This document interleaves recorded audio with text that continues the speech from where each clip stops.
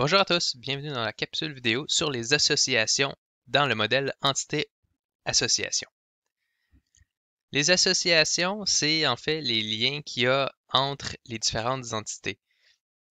Donc, si on reprend l'exemple vu dans les dernières capsules vidéo, on avait trois entités qu'on avait ressorties de notre situation, soit les entités client, commande et produit. Ce qu'il faut déterminer, c'est quoi les liens entre nos différents éléments. Donc, on pourrait aller relire le texte, et si on allait relire le texte, on verrait que ce qu'on veut, c'est pouvoir sauvegarder le fait que les clients font des commandes de produits. Donc, juste cette phrase-là nous dit exactement c'est quoi les liens qu'on a de besoin. Donc, le client, il va passer des commandes, puis les commandes, bien, ils vont contenir des produits. Donc, on a directement là deux associations. Ce qu'il faut faire attention avec les associations quand on essaie de les trouver, c'est que c'est facile d'en mettre où est-ce qu'il n'y en a pas, où est-ce qu'on n'en a pas besoin. Par exemple, il y a bien du monde qui pourrait penser que, hey, le client, il achète des produits, donc je pourrais mettre un lien directement entre les deux. Il faut vraiment faire attention à ce genre de situation-là, puisque le fait qu'il achète des produits, c'est déjà sous-entendu du fait qu'il va passer des commandes qui contiennent des produits. Donc, ce genre d'associations-là, c'est des associations qui sont superflues, donc on ne les veut pas. Donc, soyez attentifs à ça. Si vous voyez que vous avez des associations qui peuvent être représentées par d'autres associations, des fois, c'est pas une bonne idée de les mettre parce que justement, ça va complexifier énormément votre modèle.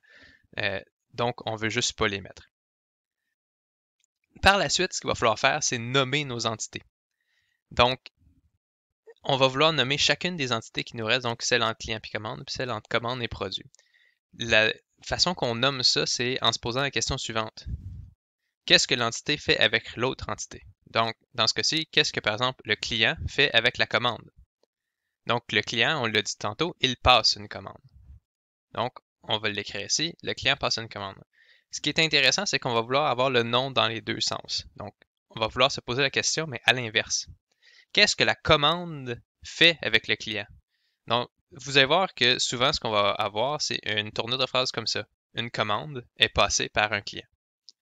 Donc, en ayant un nom des deux barres comme ça va être vraiment facile de savoir c'est quoi le lien entre ces deux éléments-là. On va le faire maintenant pour commande et produit. Qu'est-ce qu'une commande fait avec un produit? Bien, la commande contient des produits. Puis qu'est-ce que le produit fait avec la commande? Le produit est contenu dans une commande. Là, ici, on a vraiment une tournure de phrase très, très similaire à est contenu dans ou est passé par. Parfois, vous allez voir que c'est quelque chose de complètement différent aussi. Donc, ça peut arriver que la tournure de phrase ne soit pas exactement la même. Une fois qu'on a nos noms, on va pouvoir les mettre directement dans notre diagramme. Donc, on va retourner à notre diagramme. Ce qu'on va faire, c'est qu'on va tracer un lien entre chacune des entités. Puis ensuite, on va mettre les noms dans le fond de chaque association directement à côté. Vous allez voir que c'est particulier où est-ce qu'on les place. Donc, par exemple, ici, on dit un client passe une commande. Donc, vous allez voir que le nom de l'association passe, il est du côté où est-ce que l'association se dirige. Donc, du client vers la commande, on va mettre le passe vers la commande.